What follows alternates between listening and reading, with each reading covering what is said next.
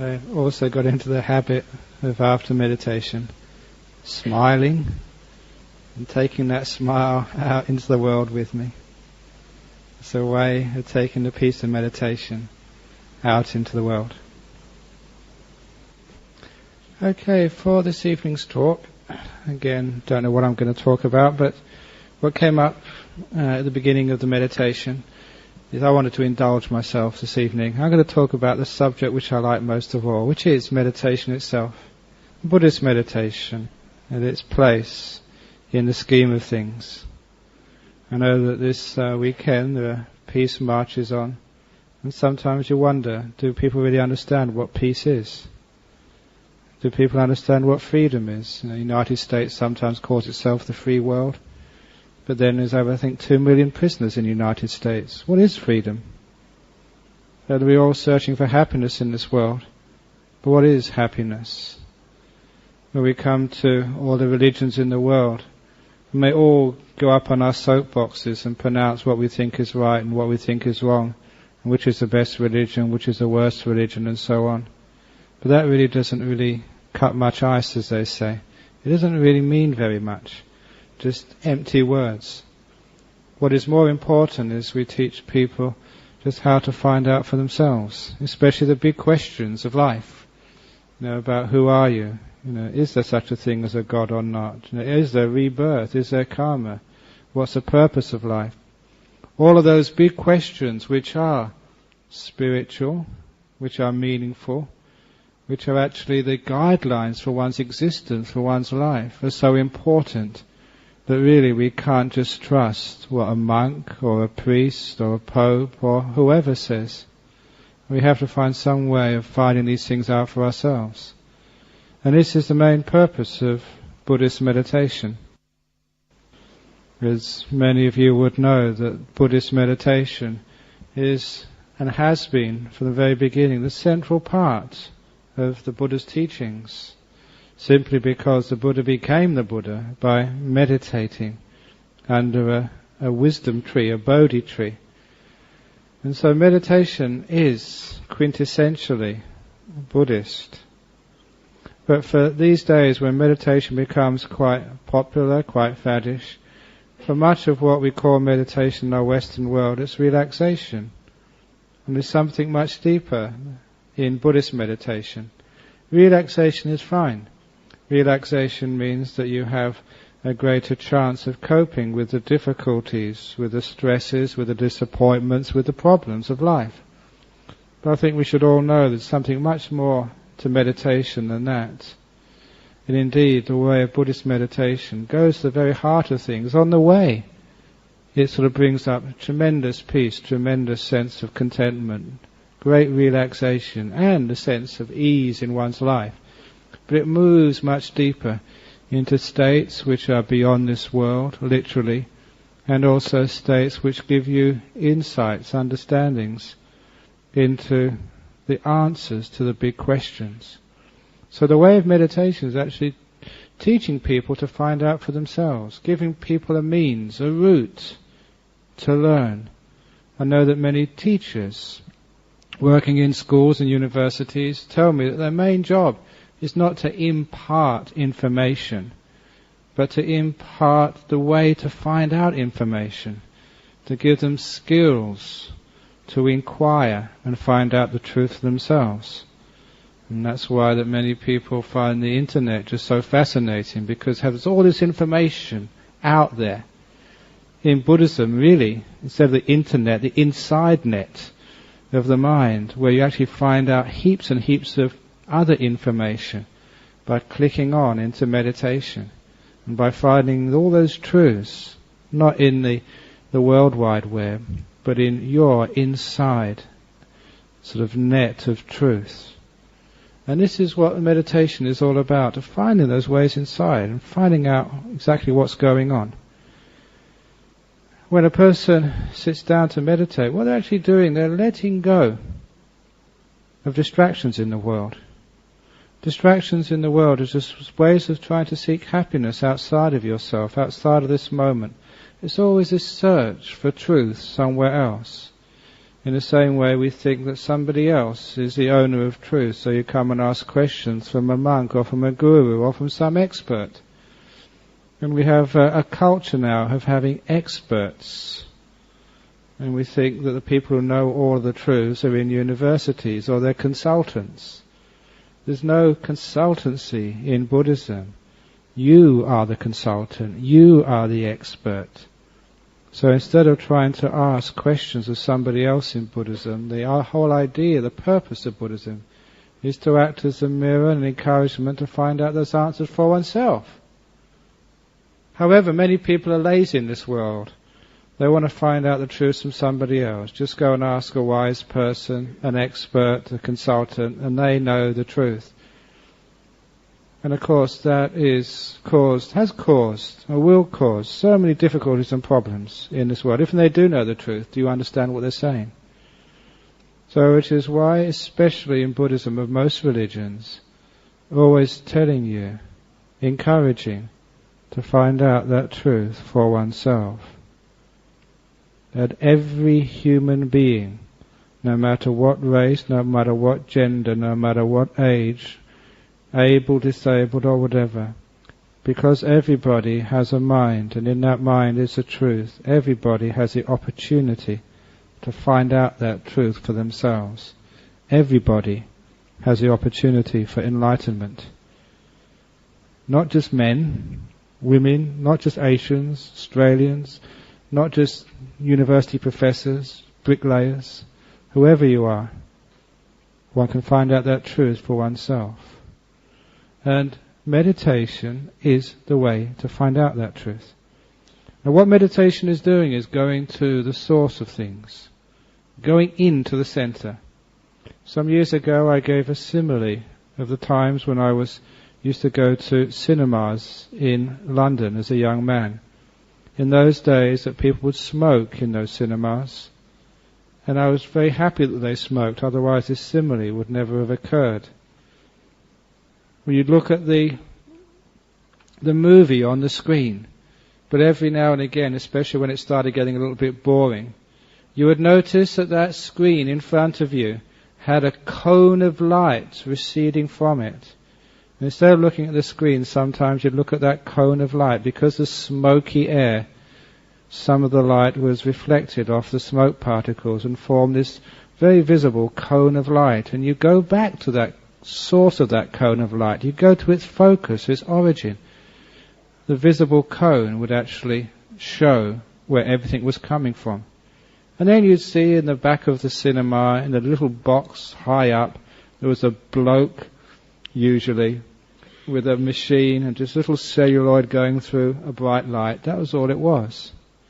You went to the source of things, the origin of things, and you saw that what you thought was people killing themselves on the screen, what you thought were romantic interludes, what you thought was some frightening monster about to eat up somebody, was just the play of light on a screen.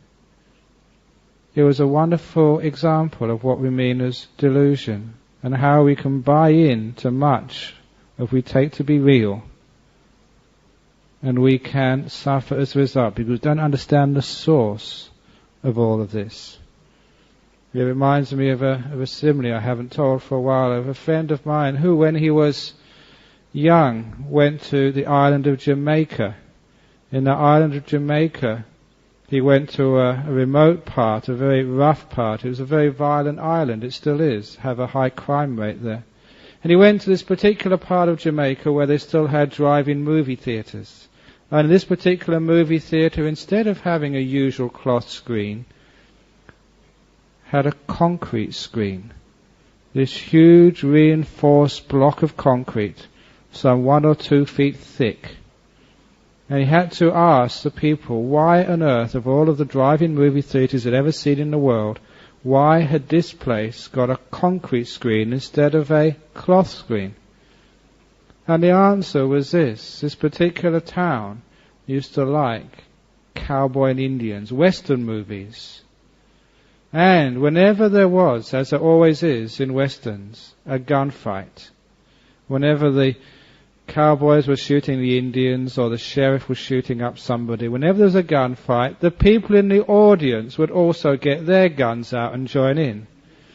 So if they didn't like the sheriff, they'd shoot at the sheriff. If they didn't like the cowboy, they'd shoot at the cowboy. And the poor owner of this cinema had gone through so many cloth screens in the many years he owned the cinema. Eventually, and here comes a terrible pun, he decided to bite the bullet and actually get a concrete screen so that members of the audience could just go for their life and they could shoot whoever they wanted to.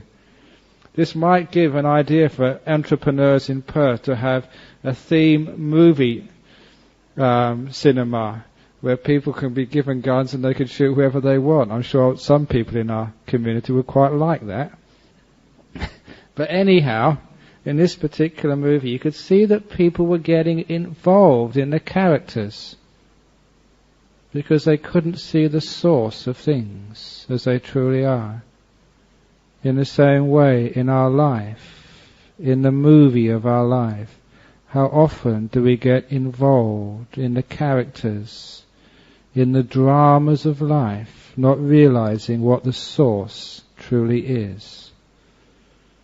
So, I use that simile because it's a simile which was used by, not a simile, but it describes something which was said by the Buddha, of the way to wisdom is seeing things as they truly are, in particular the word yonisa manasikara, the work of the mind which goes back to the source, the origin of things. That's Buddhist wisdom.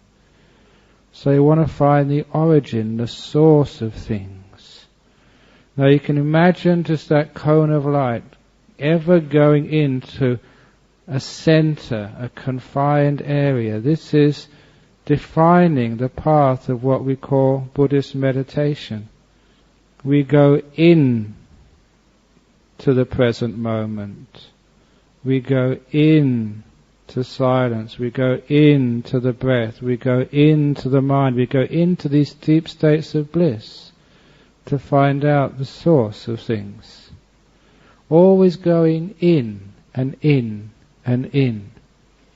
If you look upon the way that our mind works, our mind very rarely goes into things. Instead, it goes on to the next thing. Always on the move. Always going on to the next event, the next distraction, or sometimes going back into the past, but never really going into the middle of things, into the center. Even going into the center of yourself is sometimes very difficult because many people are afraid of themselves. Many people are afraid of the moment. They're afraid of silence. As I've watched people meditate over the years, I've watched people get involved in spirituality. Again, there's a lot of fear comes up because it's the fear of finding out the truth, which may not be what you expect or maybe not what you want. It's very easy for any teacher or guru or priest or whatever to come up here and tell people what they want to hear. However, that's not being honest. Instead of telling people what they want to hear, have to tell people how they can find out what is true, whether they need it or not, whether they want it or not. And this is the way, again, of Buddhist meditation, going into the middle, going into the center of things. So this is where we start by going into the center of time. Even going into the center of time, into this beautiful place called now, is a strange experience for many people. Because when you get into the very center of now, when there's no past and there's no future for you, first of all, many problems and difficulties disappear. How much of the suffering and burdens of life are concerned with what's happened in the past or what's going to happen next? Fear. If we really look, just with our wisdom, with our own sense, with just how past and future tortures us, how heavy they are, then we can realize how much freedom from problems and suffering can be found without going anywhere, buying anything, by just being in the moment for a short while. Sometimes people look at their past and look for reasons in the past for what's happening now. They look for problems of abuse in the past, mistakes of somebody else or themselves in the past, guilt and victim psychology. So often in Buddhism we say that that's mostly a waste of time. That the best way of dealing with what's happened in the past is to drop it, to leave it alone. To acknowledge, forgive and let go, the famous AFL code. When we can do this, you find there's a great sense of freedom. Very often we pick up the past, maybe some very painful, unfortunate, unpleasant things which happened in the past, and very often we magnify those. Too often the past is so far gone, we cannot be absolutely sure what happened. You can't be absolutely sure what happened even half an hour ago. There's an old meditation trick, rather a question which is done by meditation teachers, which asks the people, you've come into this building now, you've taken off your shoes. Do you remember exactly where you left your shoes? Which direction they were pointing? Very often even something simple like leaving your shoes, where you left them, you can't remember properly. Sometimes even people can't remember where they parked their car. It's happened quite a few times here that somebody's come afterwards, my car's been stolen, my car's been stolen. And we go out and have a look, they just forgot where they parked the blooming thing. That's all, it's very embarrassing. But nevertheless, it just shows you just how our memory is unreliable. Understanding the unreliable nature of our memory, how can we judge ourselves or judge someone else, think we're a victim or even have guilt? How do you know what you did or why you did it, when sometimes it was such a long time ago? So this is why in Buddhist psychology you say you can acknowledge what you think is the past, but don't trust that your image of the past is accurate to what actually happened. In fact, it's so uncertain what actually happened. It's far more wise to completely let it go. When you let go of the past, you are free from the past. And isn't that what you want? That freedom from the guilt, from the pain, from the disappointment, whatever happened. And that is possible at any moment for a human being, when they have the courage just to let go. The same, the freedom from fear. How fearful is our community? Fearful of war, fearful of sickness, fearful of our relationships being broken. So much fear happens. And of course all of that is of the future. Imagine just being in the present moment. In the present moment there cannot be fear, there cannot be guilt, there cannot be idea of being a victim. Which is why that in that first stage of meditation, when people do become present, we feel this lightness, this freedom. It's also we have the freedom from the burden of time.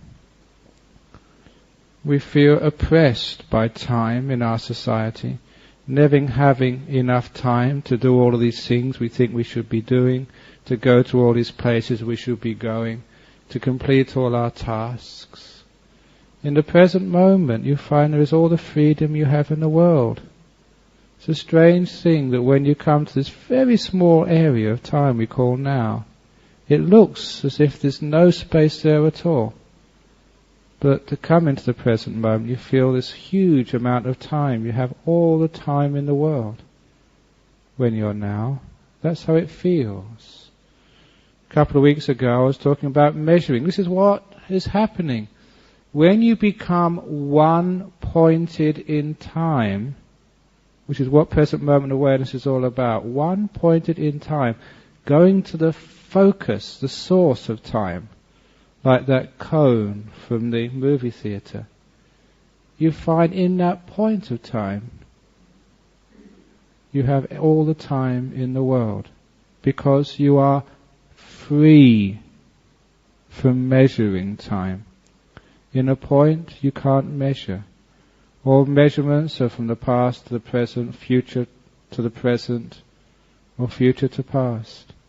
There's no measurement there possible. That's why you feel free. So just that amount of meditation, of being in the present moment, is pregnant with so many insights into the nature of time itself, and how you make time, or rather what you conceive of time, by planning, expecting, going into the past, remembering. You make time. It's not time makes you. Time is made by desire, by craving. When you give up that craving and that desire, you come into the present moment. Time takes on a completely different meaning. The timeless present. You're focusing in and you're getting a completely different paradigm, what I was talking last week. A completely different worldview. A completely different way of looking at this essential part of life called time. Have you got enough time? You have all the time in the world when you get into the present moment, but you've got no time at all when you're off in the future or lingering in the past. Literally, you're not here. If you go even deeper, focusing in, as I was saying during the meditation period, into silence, which is in the center of now, there's no time to speak, there's no time to say anything, there's no time to measure, nor to judge. All these judgments about yourself and others, about life, they all stop there in the silence. My goodness, why does people speak so much? And I'm not talking with their mouths. Why do people speak so much inside their heads? Always thinking, never being quiet. In a moment of silence, just one realizes just how noisy is our hearts. Never being quiet for a moment for most people. Never knowing the freedom from that inner speech. After a while, that inner speech can stop you sleeping at night. Think, worry, worry, worry. In a while, it can actually just send you crazy. And sometimes one can go to places in the world which are just so silent, deep in the bush, in the middle of the ocean, places of absolute quiet. And it reminds you of something sacred, which is the silence in your heart. There is something very spiritual about silent places, which is why indigenous communities, and even European, Asian, whatever communities, there's something about silence which resonates with truth, as there is the resonating of truth in the silence of your own hearts. When all of the words stop, when there's peace, when there's quiet inside, when the complaining ends. There's an old story of one of the monks in Ajahn Brahm's monastery. He was only a novice monk. And this particular novice monk was listening to a talk by Ajahn Brahm one evening. And the talk was droning on and on and on and on. And on and on and on and on. Sometimes Ajahn Brahm could talk for hours. Whenever you pick up a book by this famous teacher which has been translated into English, please know that that's been edited, heavily edited. All those hours and hours of talk, just a few jewels which have been remaining from those talks have been sifted like diamonds from the gravel. And that's what we have in the book. But to listen to him at the time, sometimes there's many, many hours. You had to wait for just one little jewel to come out.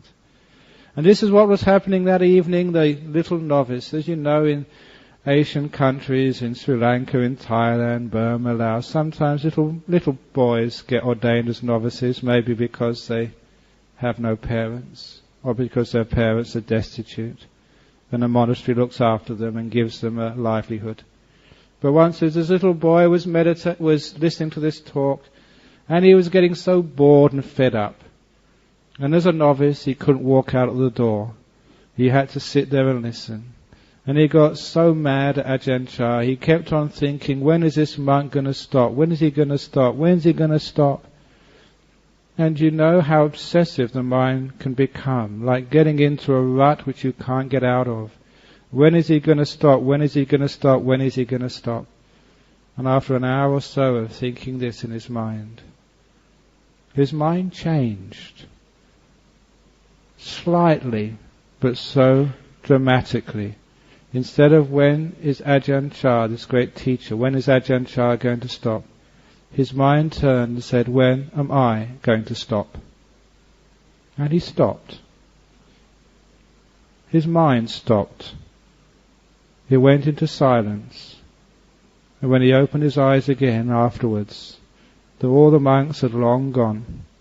He'd been sitting in deep meditation, he didn't know for how many hours.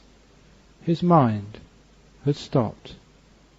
He got into silence, into timelessness, for a long period of time. A happy little novice. This is what we mean by that silence.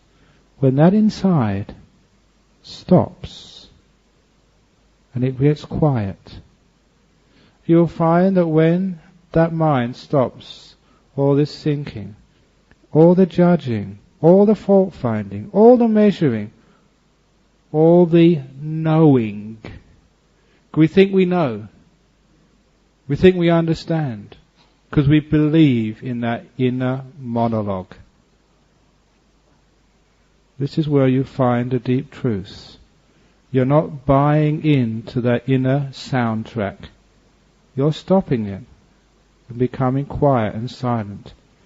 In silence is where one finds wisdom, not in the words. There's too many people who think too much, who gather evidence and come to stupid conclusions. If only half the world would be quiet, would stop thinking, instead listen. Instead of talking back to the world, to listen to the world, to listen to themselves, to suspend all of this inner monologue so they can listen for a change. It's like giving a talk. As was reported in Time magazine a few years ago, they did a survey of people giving lectures in the audience, and they found out that on average, while a person was giving a lecture, that 95% of the audience were thinking sexual fantasies. I do hope that's not the case here. Isn't it hard for people just to be silent while they're listening to the world? If you can't be silent, how can you listen to your partner in life? How can you fully understand them? How can you even understand yourself when you're always talking back to life? In silence, there's not only the freedom from this judging, there's almost like a suspension of this judging and giving things names. There's a silence in that heart. In the silent mind, one gets a huge amount of peace. When we talk about peace in our world, there cannot be peace in the world when there's not peace in people's hearts. And peace in people's hearts comes from the silence of the heart. When the mind doesn't need to move into speaking, into thinking, into judging. That training of just giving silence to people, that creates so much peace and harmony in their body, in their mind, in their family, in their office, in their community, in the world. One of the biggest causes of conflicts, whether it's huge conflicts between nations or conflicts in a family, is people thinking too much. There's too much coffee in the White House. Think, judge. Whichever way it goes, thinking always creates huge amounts of problems. Be wonderful if they can just shut up for a while in their hearts and be quiet, to be still, to listen. When you listen in silence, you have a much better chance of knowing what's right and what's wrong, what's skillful, what isn't skillful. One is more trusting in the emotions, more close to love, to care, to kindness, compassion. Those are things which you can't put into words. Those are things born of silence. But even deeper into the silence is when one goes even closer into the moment. This is where, in Buddhist meditation, we go into not just present moment and silence, into one-pointedness, not just in time, but one-pointedness in space, one-pointedness in phenomena, choosing one thing above all others and focusing all your attention on it till it doesn't move. Mostly we use the breath. Sometimes people meditate on colours until that colour fills their mind without moving. Sometimes we use other concepts, even just a concept just like peace itself, until things do not move in the mind. This is where one sees that it's not just moving in time, it's also moving out there into the world. We're going even closer into this thing we call one-pointedness of the mind. There comes a time when if one does a breath meditation, when all you've got is just breath, unmoving, beyond the concepts of in and out. Just breath, that's all there is. Nothing else. Which is why in the books which I've written, we call it the beautiful breath, because at this stage you get huge amounts of happiness, even bliss coming up into the mind. Here, instead of diversity of consciousness, one comes to a unity of consciousness, focusing on one thing rather than many things. Too often we hold too many jobs, too many portfolios, too many plates and dishes in our hands at the same time, and life is a juggling act of doing too many things. And here one is just doing one thing, one simple thing in silence in the moment. The point is that one gets so much happiness and bliss in such an occasion that one will get the insight where all that happiness comes from. If life is the search for happiness, you're finding a source of happiness which is right within you, which doesn't depend upon anything from outside. It's not depending on a person being this way or that way. It's not depending on your body being healthy or sick. It's not depending upon the world going this way or going that way. It is an independent happiness. Too much of people's search for happiness in the world is conditional happiness.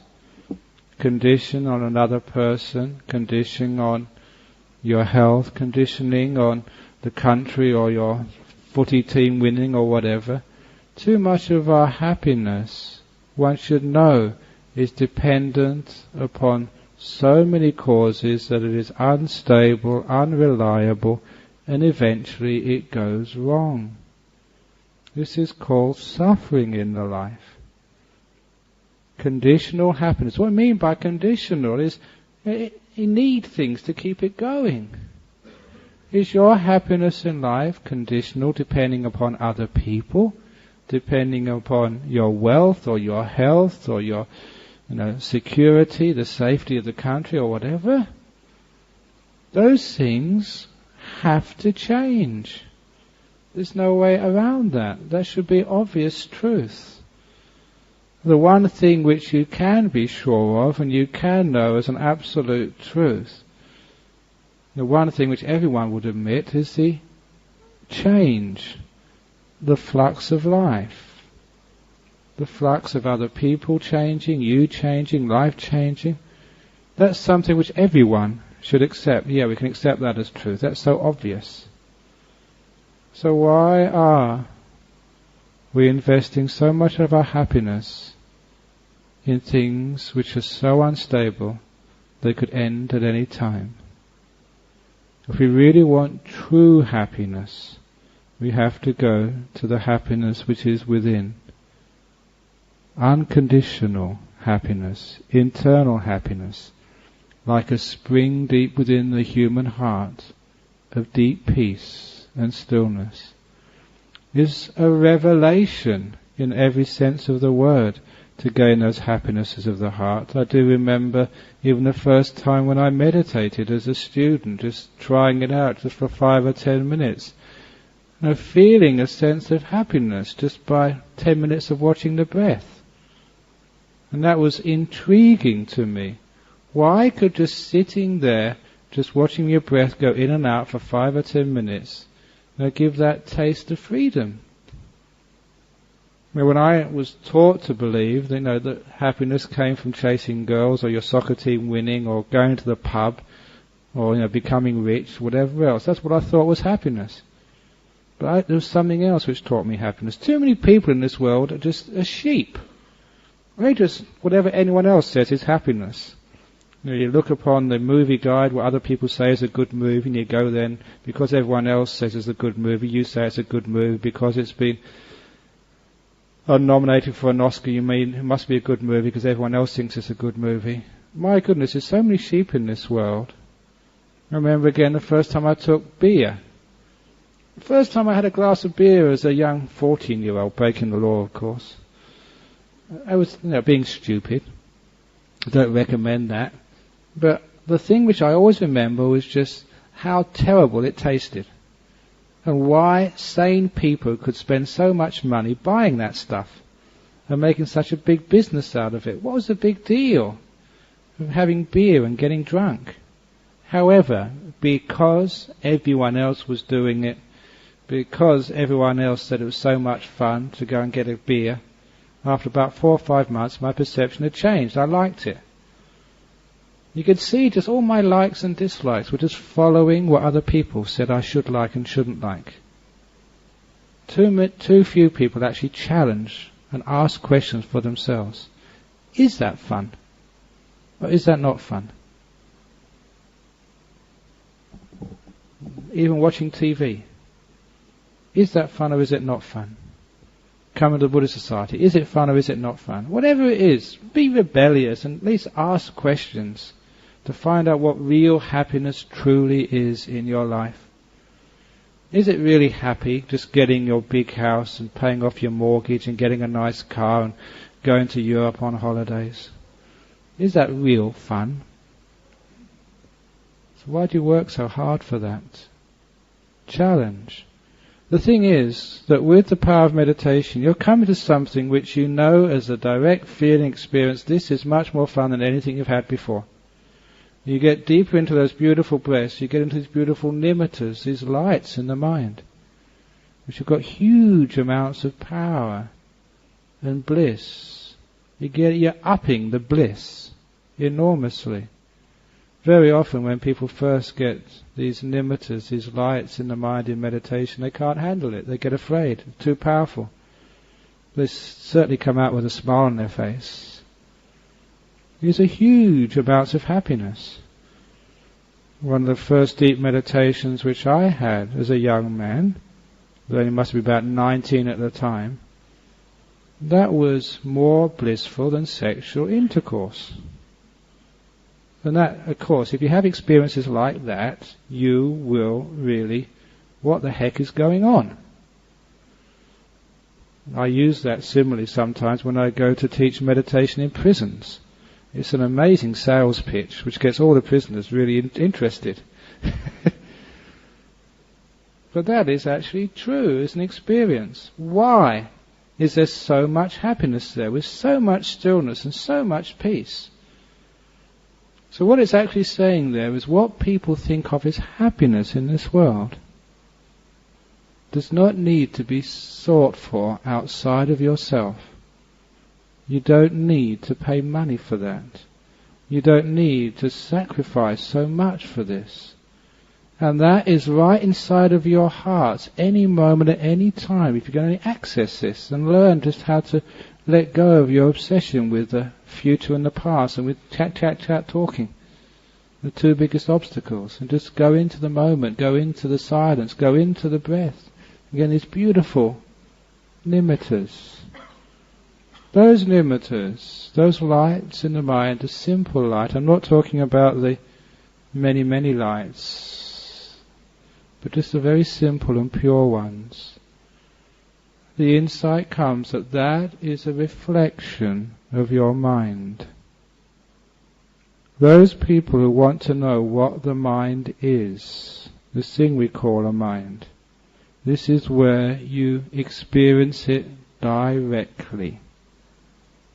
The nimitta is like similar to you looking at your face in a mirror.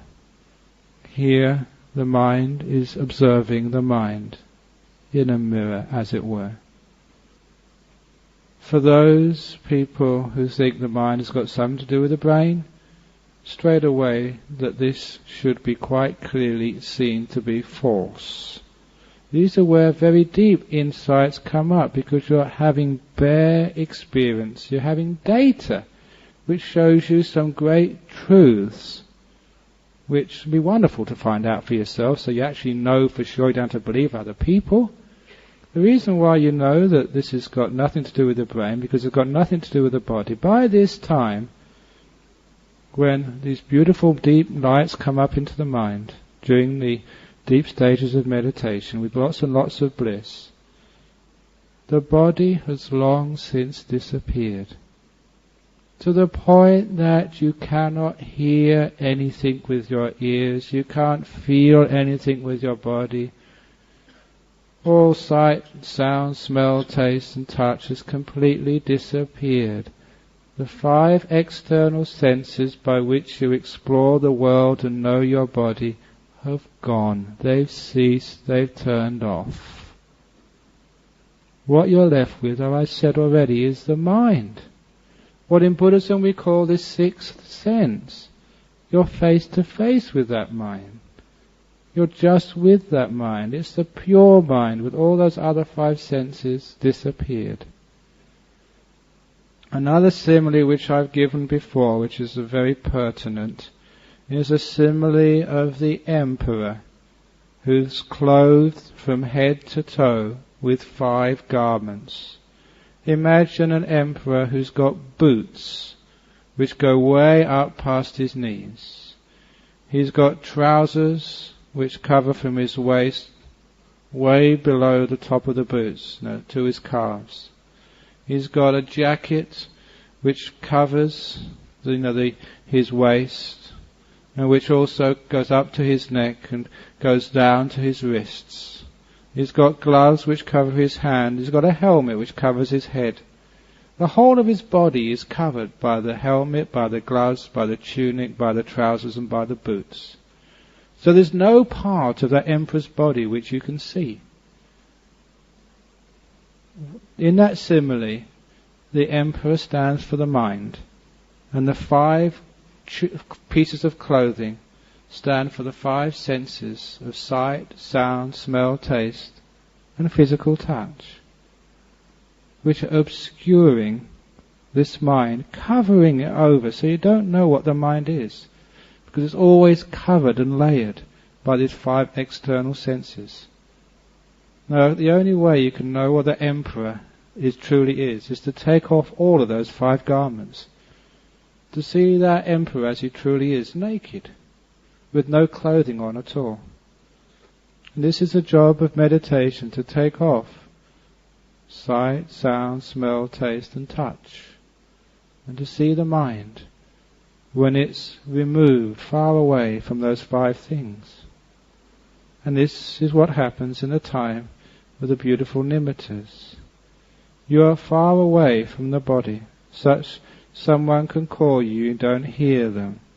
Someone can tap you on the shoulder, you won't feel it, even at this time. And you're very, very happy inside. Even going to this stage, there's other deeper stages than this. Even going to this stage when the nimitta gets very, very stable and still, you can stay there for long periods of time. There can come a time when you can just ask yourself little questions such as, what is my earliest memory? Which is a way of getting into your past lives. When the mind is so still, has been empowered by that bliss, is one other thing which you will find out at these stages, that the energy of the mind is measured by its happiness. Those people who've got little energy get depressed. Even when your energy gets worn out from a busy day, you can get angry, grumpy. All that anger, grumpiness, crankiness, depression is all a sign of low mental energy. When the energies get cranked up, when they get increased, when you get lots of energy, you get happier. If you have those of you into caffeine, if you have a strong cup of coffee, you usually feel happy. And when you get up in the morning, it's best not to talk to you until you've had your first cup of coffee. Because you're angry, you're grumpy, you can easily why is that? Because you've got low energy. The stronger the mind, the more you can remember, and the clearer that memory will become. Even as a student, when I started getting some good meditation, that helped my memory enormously. So you can actually remember. Now the times when you can not only remember the answers to the questions in the examinations at university, but I even remembered the time when the lecturer said that. You had the question there, and you could visualize the lecturer in the lecture theatre saying that particular point which came up in that examination. You know, like many people, you think that everyone has those abilities or everyone has a good memory, but obviously they don't, because they hadn't trained the mind in mental energy, in that strength of mind. Now if you want to answer the really deep questions of life, you need that degree of energy and strength in your mind. Which is why in these days when I teach meditation retreats, I encourage people, get a nice deep meditation, you get your bliss coming up, you're really happy, you've got this very, very strong mind and very still mind. Ask yourself really important questions, such as, what's my earliest memory? That's how you find out that yes, you have lived before. Because you get memories of your childhood, you get memories of your birth, you get memories even of the time in your mother's womb. Anyone who says that you can't feel, you don't know in those situations, this is your own experience. You can say, no, that's not right, because you were there and you knew. You can even go further back and get your memories of a previous life, another time, another place. And the one thing which I keep saying about those memories from those powerful mind states, they're so clear. They always come, real past life memories always come with the knowledge and the certainty, yes, that was me. No doubt at all. In the same way that you know that you drove your car this evening, those of you who came in a car, you've got no doubt that actually you drove here if you came in a car. Absolute certainty, no doubt at all about it. Even more certain than that. Very clear memory. And then you can find out for yourself about all these teachings. Is there such a thing as rebirth or not? You can also find out about karma as well, this other very important Buddhist teaching. It's wonderful to have the knowledge of the law of karma, that it's absolutely true, because it makes the whole idea of injustice in the world start to disappear. There is such a thing as justice in the world. Only sometimes we haven't got the big enough picture. We can't see everything which happened. So we don't know, why did this happen to me? Because you haven't seen all the causes. You haven't seen the full picture. Because you haven't seen the past lives. And the meaning of life. When you have this huge picture of not just one life, not just two lives, but many lives.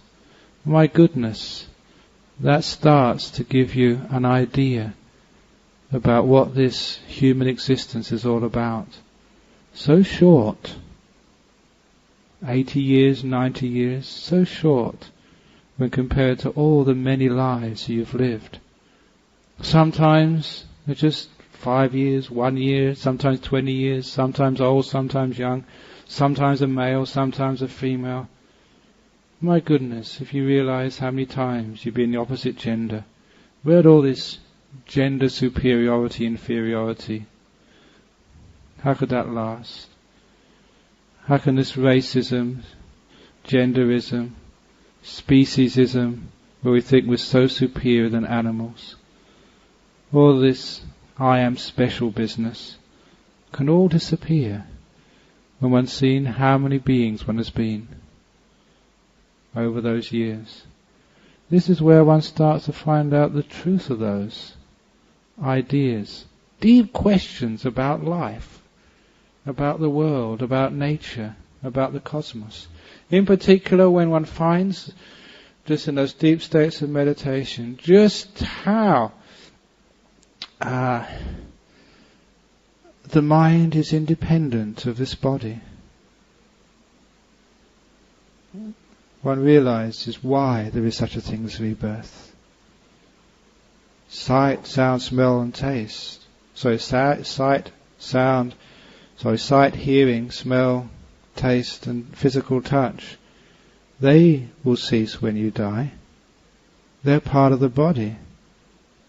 But you know as an experience, as a truth for yourself, that this thing which I call the mind, once you see that mind, that is completely independent of the body.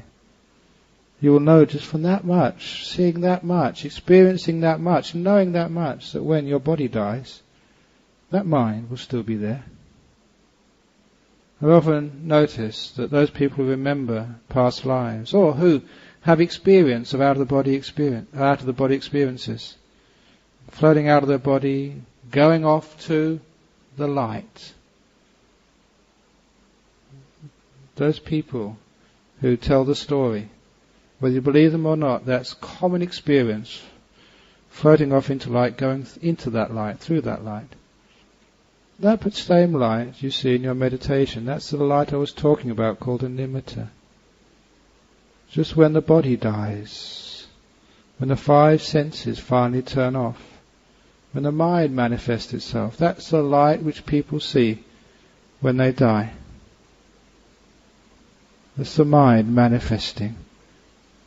That lasts from life to life until it finally ceases in Nibbana. But that goes on. And imagine that those truths, if they could be seen for yourself, just how they would affect your spiritual life. To know, one, what the mind is. To know about the truth of rebirth. To know how karma works. My goodness, wouldn't that really give you a view, a paradigm, a way of looking at the spirituality of this existence and putting it all in perspective? Giving that huge big picture so we go to the source, the truth of things, and we don't get so caught up in just the few material possessions of this life which we have to leave. You've been so wealthy in previous lives and so poor. You've let go of so much already. You've had so many relationships, you've had so many children. Why do we get caught up just in this one? In this little episode of this huge saga of many lives? When we can see the full picture, it will have to give us this sense of detachment, sense of not being so caught up, so intrigued in this one little episode we call our life. So the power of meditation is not just for relaxation or for giving you bliss, even though that is a marvellous sales pitch and a marvellous encouragement to get deeper into this path of meditation, but it starts to unravel the basic truths of life, of existence, of who you are, why you are, what is happiness, where you've come from, where you're going to. So this is why in Buddhism we encourage and teach meditation as the heart of this path, this religion, this spirituality. Not so that you can just learn from other people, not just so you can read books and memorize and just be a person who goes on other people's experiences, but so that you can know for yourself, understand for yourself, penetrate for yourself these timeless truths. So in Buddhist meditation it's not just for relaxation. It's not just for healing this body, because sometimes in Buddhism, what the heck? It's one body, another body, you heal this one, you've got to go through another one afterwards. Just the health of the body. When you see the big picture, it doesn't seem to be such a big deal anymore. Okay, you try your best, but it's not such a big deal. The length of your life, so what?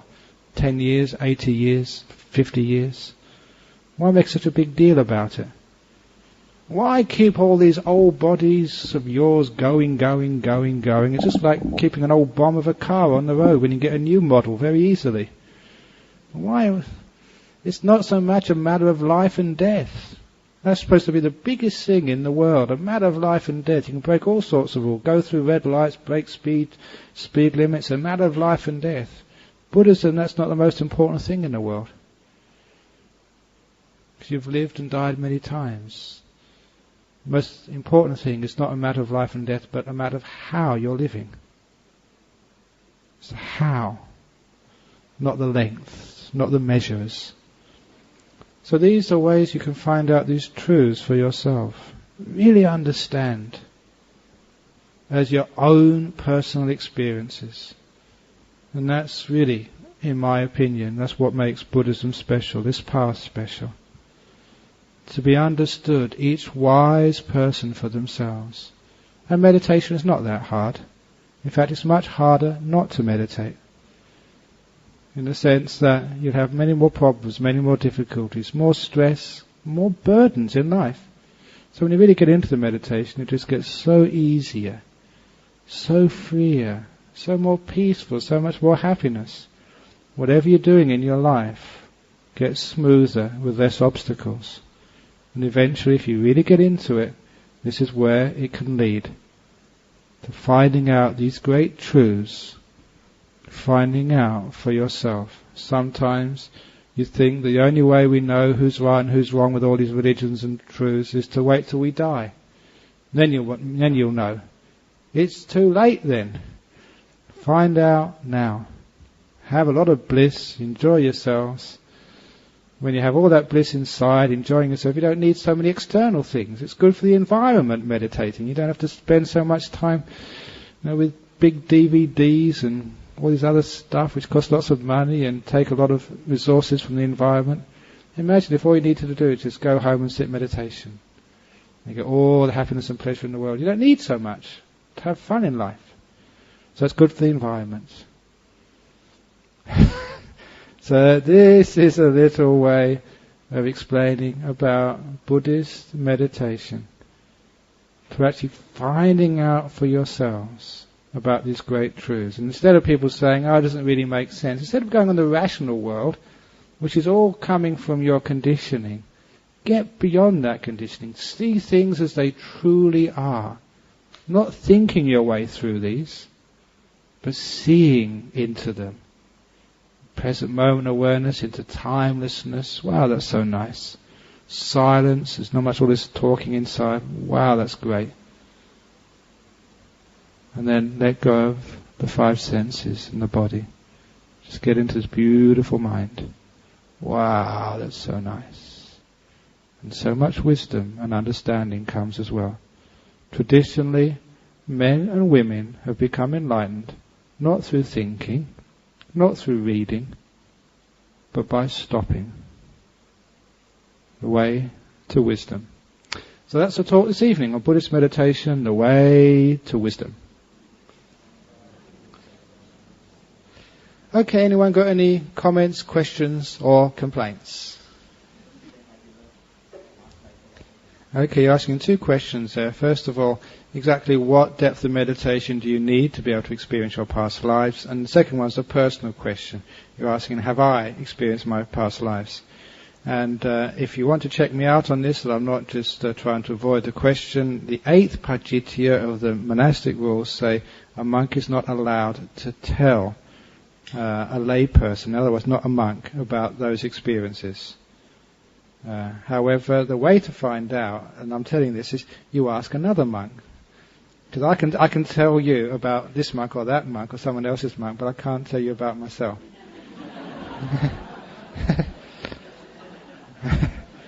So that's a little way around it. But it's good actually not to ask those questions of monks, if at all possible, because sometimes you put them on the spot.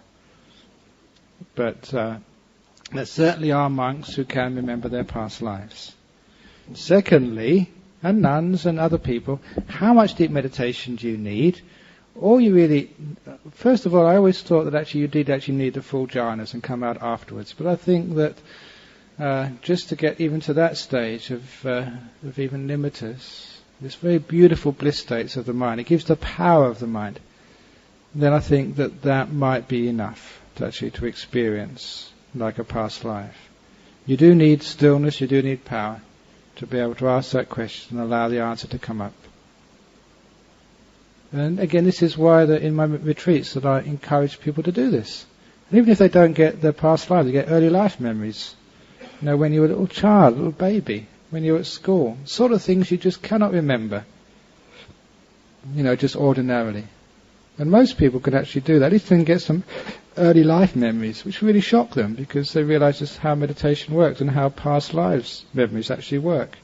They may not get the full thing, but they get enough, close enough, that when you're sort of 1 year of age. Can you remember when you were 1?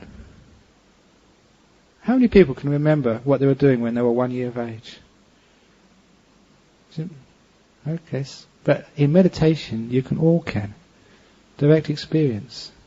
Feel what it's like to be a baby. Yeah?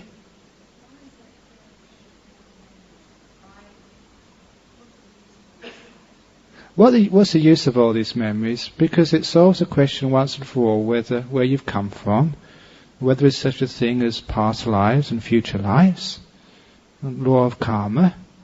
So it answers the big religious questions. Because these days, is it just one life you're living, or is it many, many lives? You can imagine just if you could remember many lives and you knew that rebirth or reincarnation was an absolute truth because you know it, you've been there. Just the same way you can know that Paris exists because you've been there. It's not just an idea, a fiction. If you can remember those things, it actually changes the whole way you live your life.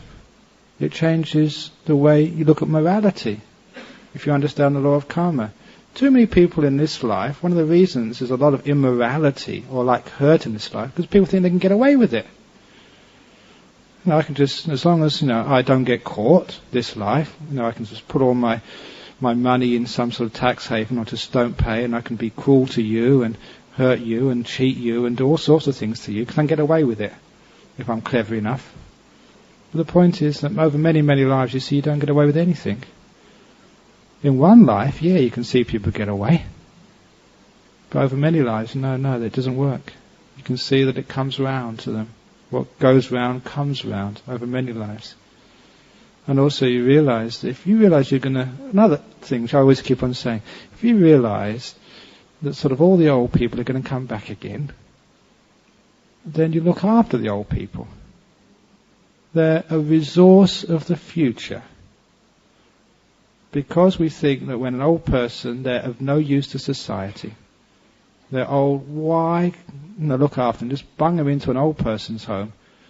Sort of, just so that's sort of okay. But we don't really care and put any resources. We put all resources into kids.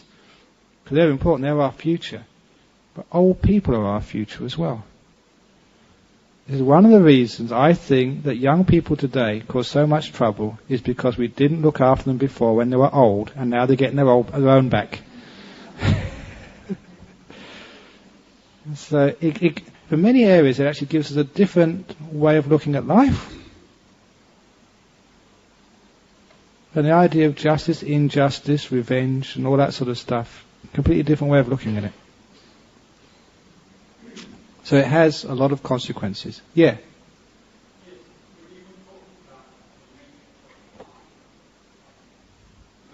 Very good. You're asking the question about time. And basically, if I understand your question correctly, you said that time is sometimes very valuable, and you should not sort of just think that one can always be just timeless. And I think that the question was very true. The most important point or word in that question was sometimes. Sometimes one has to plan for the future, remember the past. One has to set one's watch. I have to look at the clock to make sure I don't go on too late, otherwise I get told off afterwards. But the point is that if we don't know what timelessness is, then we've got no perspective of this thing which we call time. And when we've got no perspective, we get ruled by time.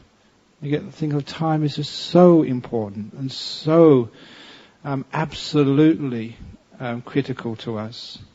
When we get other perspectives, and going into timelessness provides that other perspective, then we come back into the time world, we see it in a completely different way.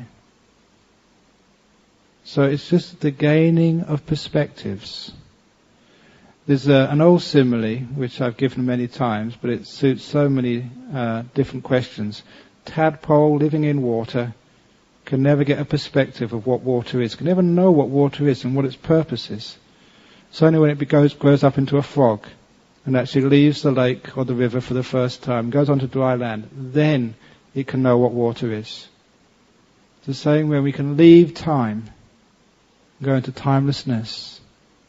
Only then can we know what time truly is, and its purpose, and how we can deal with it. It's true, the frog doesn't just always live on the dry land, because its food and its family and everything else is in the lake. But at least it knows, from that time on, what water truly is, and how to deal with it. So by getting into timelessness, into silence, when we know what silence is, we know what words are for. It's too often that we are tyrannized by the words, that we are controlled by thinking. It's not that we control the thoughts, the thinking controls us. If we can leave that thinking, go into silence and go into that very deep stillness, then we know what thoughts are really there for. So yes, time has a purpose. Yes, thinking has a purpose. The body has a purpose. But until we leave it, we can never know what it truly is for. Does that answer your question? Some of it. Okay. Well, I think I'll quit while I'm ahead then. So thank you for that very nice question. So thank you for listening.